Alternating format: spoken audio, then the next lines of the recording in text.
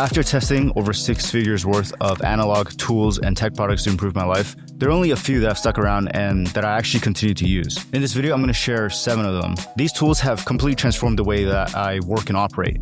In many cases, it's reduced my clutter up to 90%, and others have been small quality of life improvements that have really gone a long way. The most expensive item on this list is $150, but the cheapest one is actually only $3. So if you're thinking of buying any of these things, make sure to watch until the end of the video. The first tool helped me eliminate the chaos of constantly checking my calendar and having multiple apps to manage that. As far as the calendar goes, whenever I've tried out different apps and widgets, they tend to just cause more distraction. But this device solved it in a super elegant way. And it's this e-ink display. So this e-ink display is called trmnl, and it's created by this entrepreneur called Ryan Culp, who I actually met before, and he's super talented. It's basically just an e-ink display that you can use to display anything that you want. And it's completely open source, and there's a lot of plugins for it. I've been using this for a few months now, and it's one of those devices that really just make a lot of sense. There's no touchscreen, so there's nothing to fiddle with. There's no buttons really on this device at all. You set it up once, and then it refreshes a couple times a day with whatever information that you want.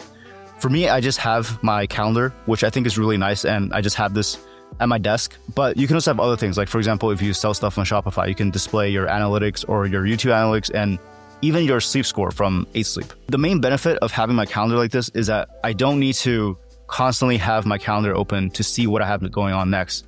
I just have this on my desk and I can quickly glance and see what I have coming up for the next hour or the next week. Another benefit of this is that my girlfriend can just look at my calendar because it's just on my desk and see when I'm free and when I'm busy. There's zero subscription fee and there's absolutely nothing to mess with once you actually set it up. I think the form factor and build quality is super nice. I have this clear case one, which I think looks super sick. And they just came out with a few different colors. This product has been so naturally ingrained in my workspace that I even forgot to mention it or make a video about it in the past few months. After I set this up, it's really transformed the way that I work in that I can always see my calendar and follow it without having to fiddle with any more technology. So this tool fixed my calendar, but the next tool fixed another problem in my life, which was knowing where my money was going. And it's this app, Copilot.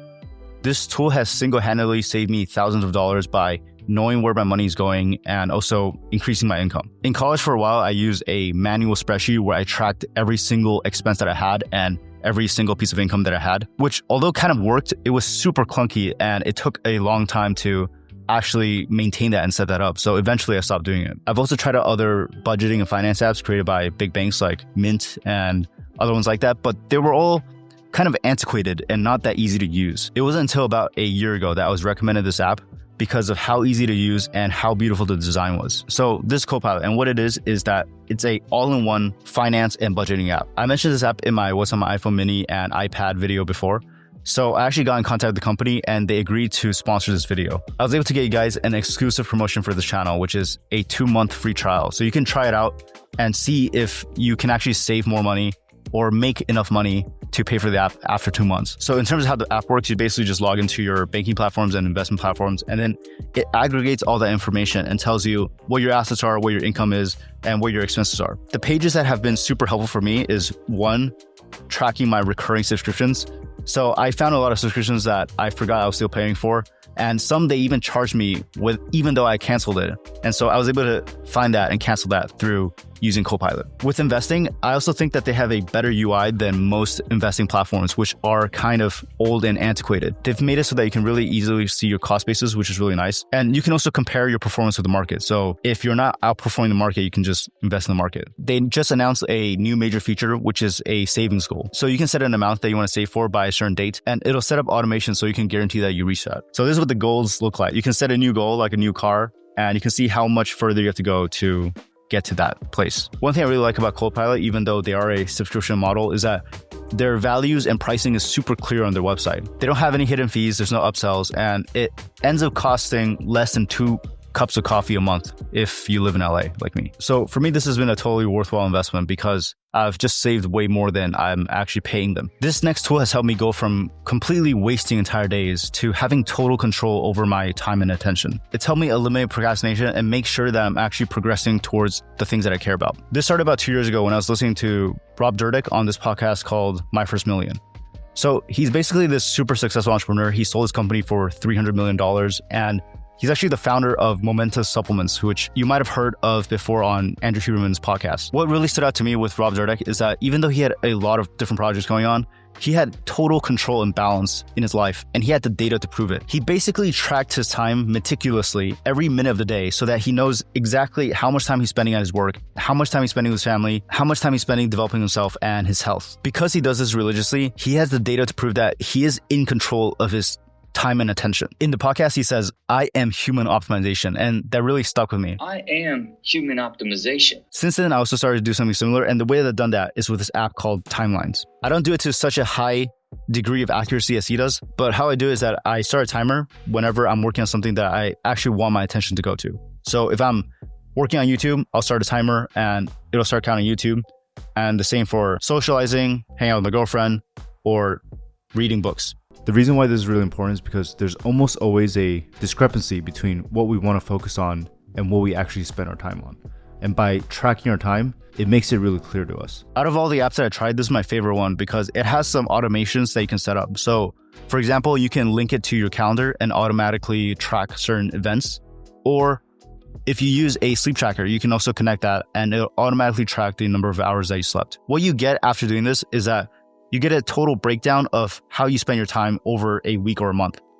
And so this picture, this pie chart, is essentially a representation of how your attention was spent. Personally, this has been super useful for me because I can reflect on every single month and see whether or not my attention was actually directed in the way that I wanted it to ideally. The way that this has helped me beat procrastination is by becoming super aware of how much time I was actually wasting. You can't track what you can't manage. And once you start tracking your time and your attention, you realize how much more hours there are in the day and how much time you actually waste not spending in the way that you want at all. Even though I do use my calendar for calls and different events, what I've learned over time is that the only thing that you can manage is not your time on a calendar, but your attention. And the way that you can manage your attention is by tracking how much of your attention is actually allocated to the things that you care about. Even though apps are really amazing for tracking specific metrics, it's not really that effective for fleeting thoughts and ideas. And that's where this next tool has helped me. And it's this pocket journal.